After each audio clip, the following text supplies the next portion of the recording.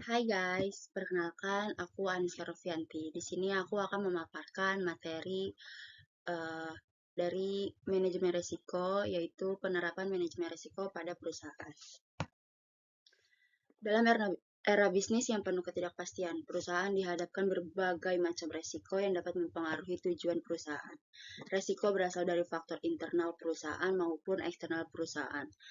Faktor internal perusahaan seperti kesalahan operasional ataupun eksternal seperti fluktuasi, perubahan regulasi, dan bencana alam. Oleh karena itu, penerapan manajemen risiko menjadi kebutuhan penting agar perusahaan dapat mengenali, mengevaluasi, dan mengendalikan risiko secara efektif untuk meminimalkan dampak negatif sekaligus memanfaatkan peluang. Pengertian manajemen risiko. Manajemen risiko adalah suatu proses yang sistematis untuk mengidentifikasi, menganalisis, mengevaluasi, menangani, dan memantau risiko yang berpotensi mempengaruhi tujuan organisasi.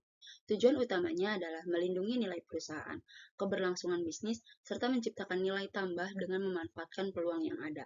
Karena sejatinya, reputasi perusahaan adalah suatu hal yang perlu dijaga oleh seluruh perusahaan. Di sini ada tahapan dalam manajemen risiko. Penerapan manajemen risiko di perusahaan umumnya meliputi langkah-langkah berikut. Yang pertama, identifikasi risiko. Mengidentifikasi berbagai risiko yang dapat memengaruhi perusahaan, baik dari aspek finansial, operasional, strategis, maupun kepatuhan. Kedua, analisis risiko. Menilai kemungkinan terjadinya risiko dan besarnya dampak yang ditimbulkan. Risiko kemudian dipetakan sesuai dengan urgensinya. Yang ketiga yaitu ada evaluasi risiko, membandingkan hasil analisis risiko dengan kriteria yang telah ditetapkan untuk memutuskan risiko mana yang perlu ditangani terlebih dahulu.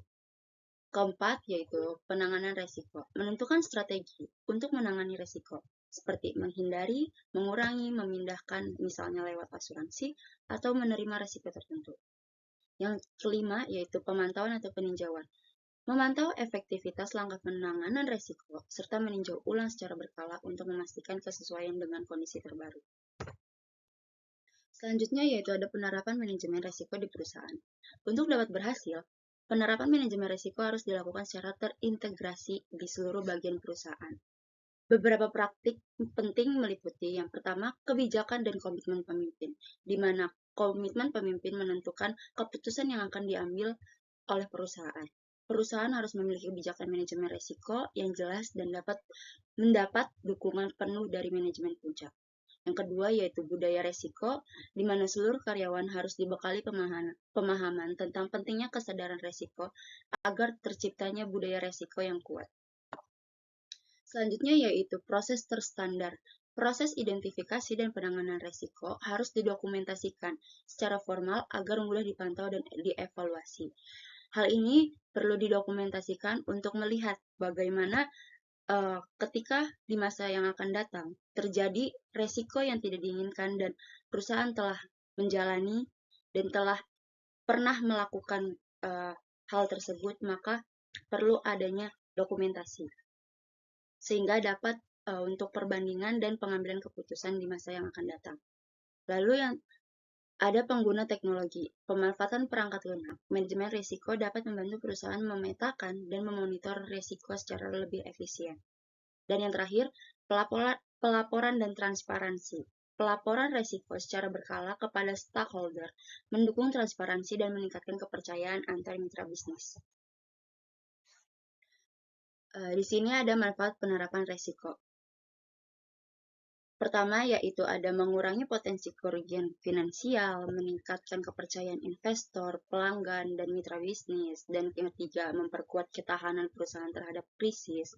Keempat, mendukung pencapaian tujuan strategis. Dan yang terakhir, yaitu meningkatkan kepatuhan terhadap regulasi yang berlaku. Selanjutnya, ada tantangan dalam penerapan manajemen risiko. Meskipun penting, penerapan manajemen risiko sering dihadapkan pada berbagai tantangan seperti kurangnya pemahaman dan komitmen dari karyawan, minimnya sumber daya baik waktu, biaya, teknologi yang dialokasikan, dan perubahan lingkungan bisnis yang cepat sehingga risiko baru terus bermunculan. Dan kesimpulannya yaitu Manajemen risiko bukan hanya tentang menghindari kerugian, tetapi juga tentang menciptakan nilai tambah bagi perusahaan. Dengan menerapkan manajemen risiko secara terstruktur dan menyeluruh, perusahaan dapat meningkatkan daya saing, menjaga keberlanjutan, serta menciptakan peluang baru di tengah ketidakpastian. Oleh karena itu, setiap perusahaan sebaiknya menjadikan manajemen risiko sebagai bagian integral dari strategi bisnisnya. Itulah yang dapat saya sampaikan pada materi manajemen risiko, pada materi penerapan manajemen risiko pada perusahaan.